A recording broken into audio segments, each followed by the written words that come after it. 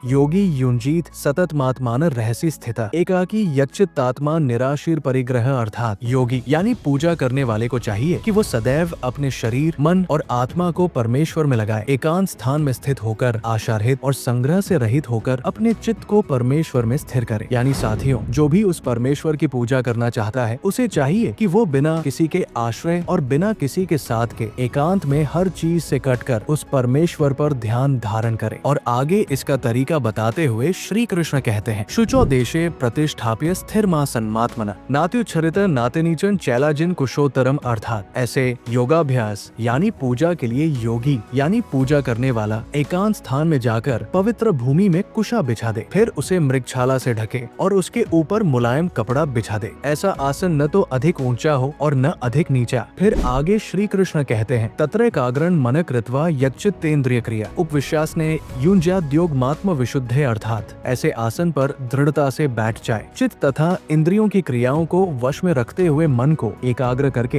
अंतःकरण की शुद्धि के लिए योग का अभ्यास करे। यानी साथियों, ऐसे पूजा करते हुए हर चीज को छोड़कर अपने हृदय को बाकी सबसे खाली कर उस परमेश्वर के लिए पवित्र बनाने का अभ्यास करे। और आगे कहा, समं कायशिरोग्रीवन धार्य नचल स्थिर संप्रेक्ष नासिकाग्रं स्व दिशश्चान्वलोकयन् अर्थात काया, सिर और गले को समान एवं अचल धारण करके और स्थिर होकर अपनी नासिका के अग्रभाग पर दृष्टि जमाकर अन्य दिशाओं को न देखता हुआ योग यानी पूजा करे।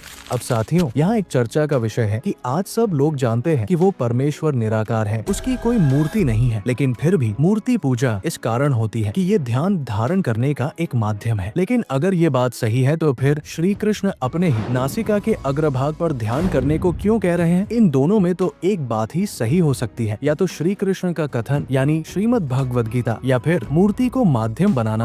अगर मेरी तरह आप भी मानते हो कि श्रीमद् भगवद गीता ही सत्य है तो इसका उत्तर है कि मूर्ति को माध्यम बनाना गलत है, क्योंकि हमें अपनी नासिका के अग्रभाग पर ध्यान धारण करना था, न कि किसी मूर्ति पर। मूर्ति की बात तो हुई है हमारे ग्रंथों में, लेकिन वो मूर्ति हम मनुष्य है उस परम देव की देवकृत जीवित मूर्तियाँ जो इस ब्रह्मांड रूपी मंदिर में रहते हैं, हमें इन पर ध्यान धारण करना था, क्योंकि वो परमेश्वर तो निराकार है। अगर हम उसकी मूर्ति बनाएंगे तो हम खुद इस माया में उलझ जाएंगे। हमें इस माया में उलझने के बजाय इसे समझकर इससे पार करके उस परमेश्वर की प्राप्ति करनी है, और यही ज्ञान लेकर आए थे श्री कृष्ण। साथियों, श्री कृष्ण ने तो स्पष्ट किया कि सच्ची पूजा तो एक ही सर्वश्रेष्ठ परमेश्वर की होनी चाहिए जो हर रूप, नाम और सीमा से परे है। उन्होंने कहा कि ईश्वर को हृदय में बसाओ और योग के द्वारा अपने मन को वश में करो। तो